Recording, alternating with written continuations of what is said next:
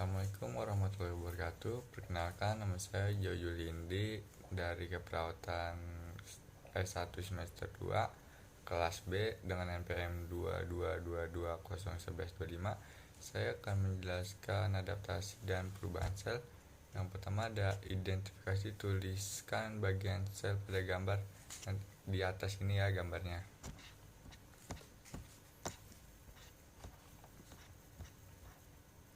Kemudian ada identifikasi dan sebutkan proses adaptasi yang terjadi pada sel yang ada pada gambar di bawah di atas ini.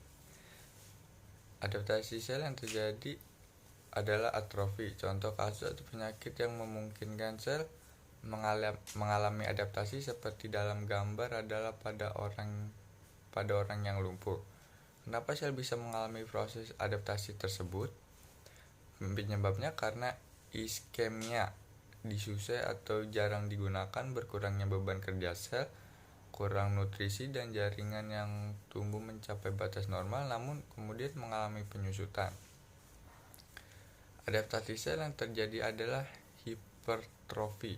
Contoh kasus atau penyakit yang memungkinkan sel mengalami adaptasi seperti dalam gambar adalah peningkatan otot binaragawan yang sengaja dibesarkan dengan diberi beban, peningkatan massa otot ekstremitas pada pekerja keras. Kenapa sel bisa mengalami proses adaptasi tersebut? Karena pembesaran sel yang tidak disertai dengan peningkatan fungsi organ atau jaringan dan tekanan mekanis yang besar sehingga mengakibatkan sel bertambah besar atau rangsangan hormon.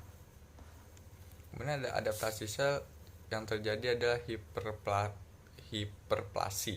Contoh kasus atau penyakit yang memungkinkan sel mengalami adaptasi seperti dalam gambar adalah kelenjar payudara, kanker prostat, kanker ovarium.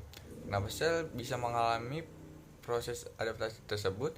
Karena mengalami peningkatan jumlah sel dalam organ yang terbentuk dari proliferasi dan diferensiasi sel mitotik yang menyebabkan pembesaran jaringan atau organ yang disertai peningkatan fungsi organ.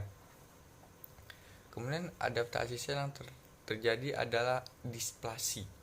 Contoh kasus atau penyakit yang memungkinkan sel mengalami adaptasi seperti dalam gambar adalah kanker serviks. Kenapa sel mengalami proses adaptasi tersebut?